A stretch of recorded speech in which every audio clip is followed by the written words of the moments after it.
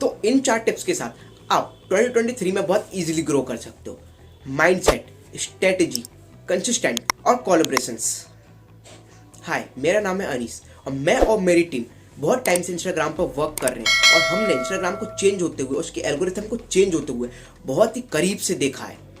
तो अगर आपको वीडियो पसंद आए तो वीडियो को लाइक करना, कमेंट करना और सब्सक्राइब जरूर कर देना, जिससे हम भी ग्रो कर पाए। तो let's get started with the video. Mindset. जब मैंने इंस्टाग्राम और यूट्यूब स्टार्ट किया था तो एक माइंडसेट के साथ स्टार्ट किया था, एक क्रिएटर माइंडसेट। एक क्रिएटर माइंडसेट ऐसे ही डेवलप नहीं होता है। आप क्रिएटर माइंडसेट डेवलप करने के लिए टाइम देना पड़ता है, चीज़ों पर टाइम देना पड़ता है, चीज़ों को उस हिसाब से, क्रिएटर के हिसाब से सोचना पड़ता है। मेरा भी एक क्रिएटर माइंडसेट ऐसे ही डेवलप नहीं हुआ था। मैंने भी इस यूट्यूब के पहले काफ़ी यूट्यूब चैनल चलाए थे।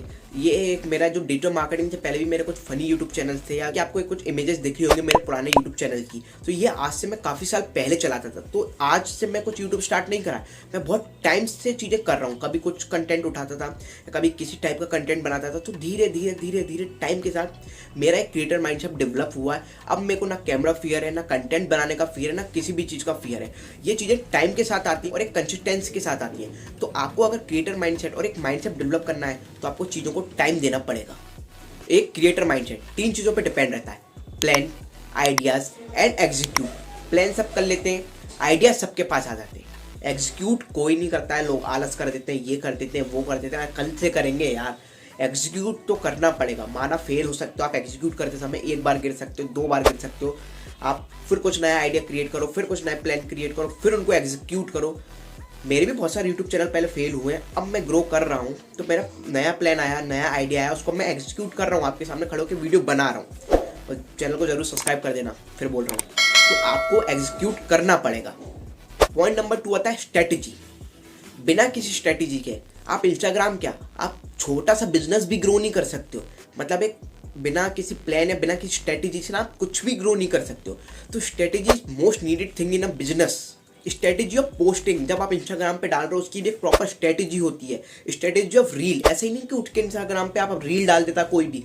जो एक अच्छे जिनके फॉलोअर्स होते हैं वो प्रॉपर स्ट्रेटेजी से रील डालते हैं, स्ट्रेटेजी से पोस्टिंग करते हैं। तो आपको सबसे पहले स्ट्रेटेजी बनानी पड़ेगी। स्ट्रेटेजी ऑफ बिजनेस, तो मान लो पे एग्जांपल लेते हैं बिजनेस का। मान लो मेरी कोई शॉप है, तो अब मेरे को अगर उसके लिए स्ट्रेटेजी बनानी है, मेरे को उस पर ज़्यादा कंज्यूमर चाहिए या ज़्यादा ग्राहक चाहिए, अगर मैं देसी लैंग्वेज में बोलूँ तो ज़्यादा ग्राहक चाहिए, तो मैं क्या कर सकता हूँ? डिस्काउंट्स चला सकता हूँ, ऑफर्स चला सकता हूँ, अपने बैनर्स लगवा सकता हूँ, होर्डिंग लगवा सकता हूँ। तो ये सब एक स्ट्रेटेजी है एक नए क्लाइंट से, मतलब ग्राहक को अट्रैक्ट करने की। इनका ये प्रोडक्ट है, इनका ये प्रोडक्ट है, इनका ये ऑफर चल रहा है, एक पे एक फ्री मिल रहा है, या ये डिस्काउंट अब ये 50% ऑफ, 90% ऑफ। 90% ऑफ नहीं होता है, मतलब ऐसे हम डिस्काउंट ऐसे स्ट्रेटेजीज बना सकते हैं। ये सिर्फ ऑफलाइन बिजनेस की बात नहीं कर रहा हूँ, मैं एक एग्जांपल दे रहा हूँ। आपको ऐसे स्ट्रेटेजी बनानी पड़ेगी। अगर आप यूट्यूब पे ग्रो करना चाहते हो, आप इंस्टाग्राम पे ग्रो करना चाहते हो, आप कहीं पे भी ग्रो करना चाहते हो, तो आपको एक प्रॉपर स्ट्रेटेजी प्लान्स की ज़रूरत है। कंसिस्टेंट तो होना ही पड़ेगा। अगर आप अपनी दुकान का शटर रोज नहीं खोलोगे तो एक दिन ग्राहक आएगा, 2 दिन ग्राहक आएगा, तीसरे दिन लौट जाएगा, भैया इसकी दुकान तो बंद ही रहती है हमेशा। तो हमें एक मैं ऑफलाइन बिजनेस का सिर्फ एग्जांपल लेके चल रहा हूँ, आप इसको ये मत समझना कि मैं ऑफलाइन बिजनेस समझा रहा हूँ, ठीक है। तो हमें इंस्टाग्राम पे रोज एक्टिव होना पड़ेगा, रोज पोस्टिंग भी करनी पड़ सकती है, कभी पोस्ट, कभी रील, कभी क्राउजल पोस्ट। तो मतलब क्राउजल पोस्ट एक अच्छी पोस्ट होती है जो आपका ग्राहक का एंगेजमेंट बढ़ा सकता है, आपका ऑडियंस का एंगेजमेंट बढ़ा सकता है।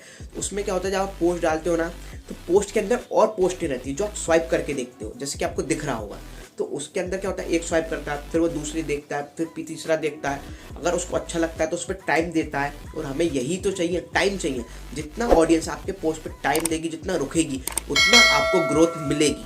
कुछ ना कुछ आपके इंस्टाग्राम पे करते रहो, एक्टिविटी बनाए रखो, रोज पहुंचो वहाँ पे, रोज 1-2 घंटे आप अपने बिजनेस, रोज थोड़ा सा टाइम दो उस पर। आप रील डालो, आप लाइव जाओ, आप स्टोरीज डालो, आप पोस्ट डालो, आप इतना काम है, आप इतना एंगेज कर सकते हो।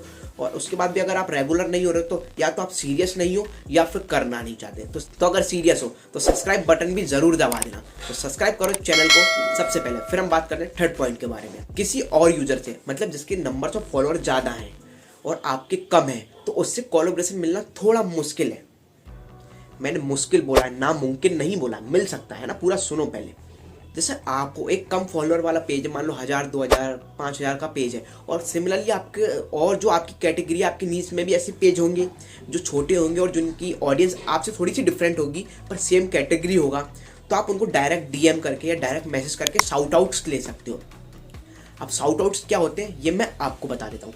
शाउट आउट का मतलब सिंपली ये होता है, आप उनको या तो आप उनको मैसेज करोगे कि मैं अपनी पोस्ट आपकी स्टोरी में डालूंगा, आप मेरी पोस्ट या मेरी रील अपनी स्टोरी में डालो, हम दोनों के फॉलोअर्स बढ़ेंगे, हम दोनों का एंगेजमेंट बढ़ेगा और हम दोनों की ऑडियंस एक दूसरे को देख पाएगी। मतलब उसकी ऑडियंस आपकी स्टोरी देखेगी, आपकी ऑडियंस उसकी स्टोरी देखेगी, तो इसमें दोनों का प्रॉफिट है। तो शाउट आउट देने से कोई मना नहीं करता, हम उसको फॉलो करने के लिए नहीं बोल रहे हैं, हम कुछ नहीं बोल रहे हैं, हम सिंपल उससे शाउट आउट मांग रहे हैं, तो 24 आवर्स बाद उसकी स्टोरी से हट भी जाएगा।